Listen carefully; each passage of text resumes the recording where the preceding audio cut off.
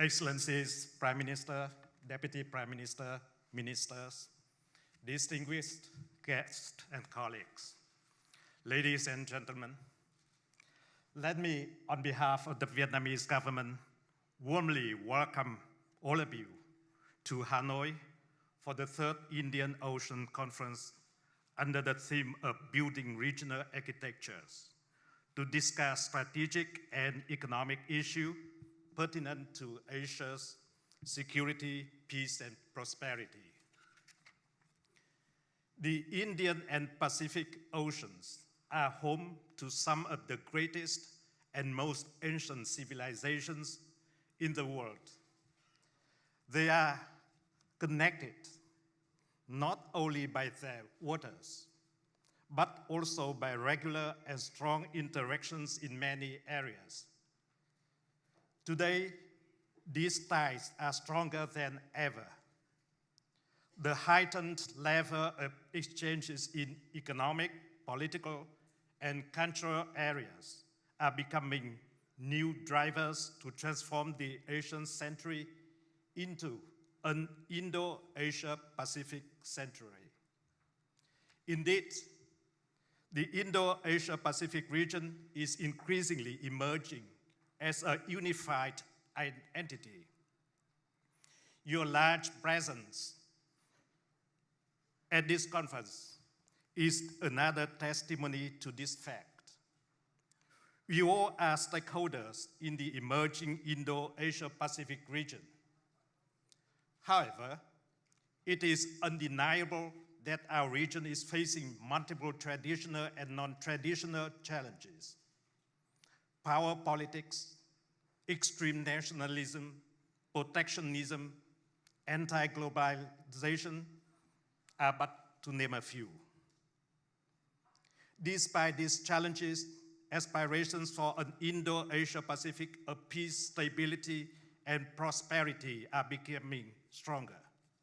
Against this backdrop, the question posed to us is, how do we envisage viable forms of regional architectures so as to bring about concrete security and developmental benefits for all of us?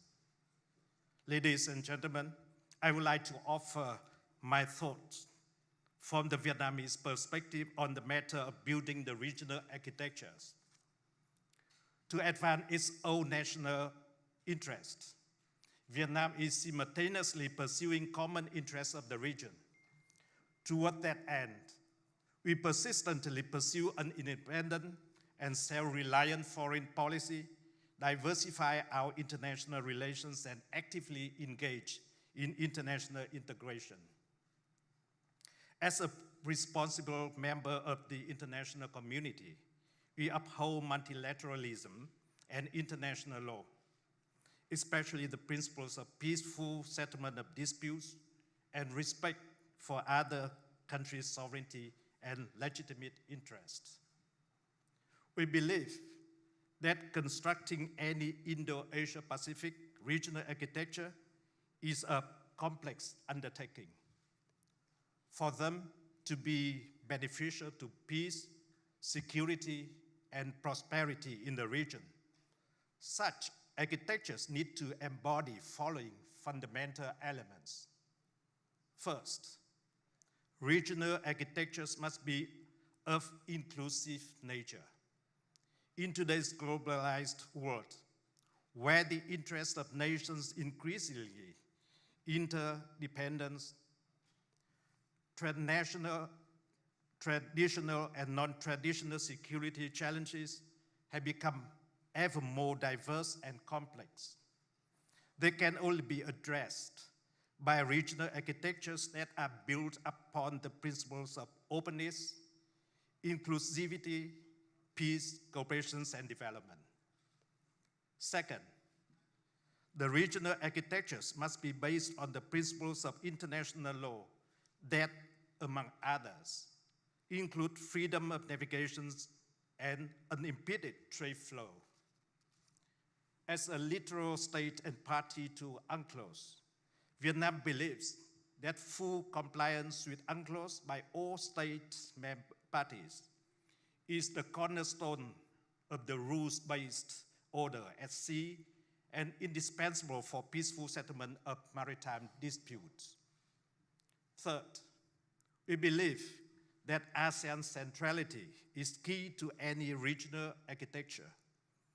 The past 50 years has seen ASEAN growing into a strong regional organization whose role and relevance are recognized internationally.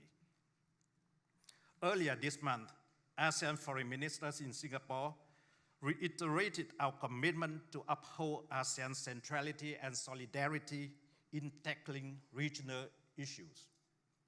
And fourth, all cooperation and connectivity initiatives should be undertaken on the basis of respecting the independent sovereignty of nations, conducive to confidence building as well as promoting mutual benefits.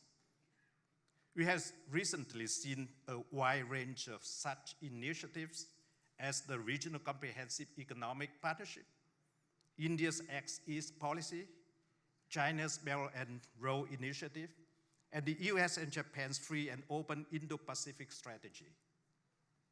I believe that in order to offer sustainable benefits, projects within these initiatives must be based on the supremacy of international law and respect for the self-determinations of nations. As for Vietnam, our bilateral relationship with other countries always have a regional dimension. Our efforts to expand comprehensive cooperation with other countries in the region aim to contribute to the maintenance of peace, stability, cooperation, and development in the region and the world. I'm confident that deeper integrations and connectivity shall continue to be a new driver that bring relations between Vietnam and the countries in the Pacific and Indian Oceans to new heights. Let me conclude by thanking the organizers for giving me the opportunity to speak to this special gathering of distinguished regional politicians, policymakers, and scholars. I hope you will have productive days of discussions where you openly and candidly exchange your ideas on these subject matters. I wish the Third Indian Ocean Conference a great success. I thank you.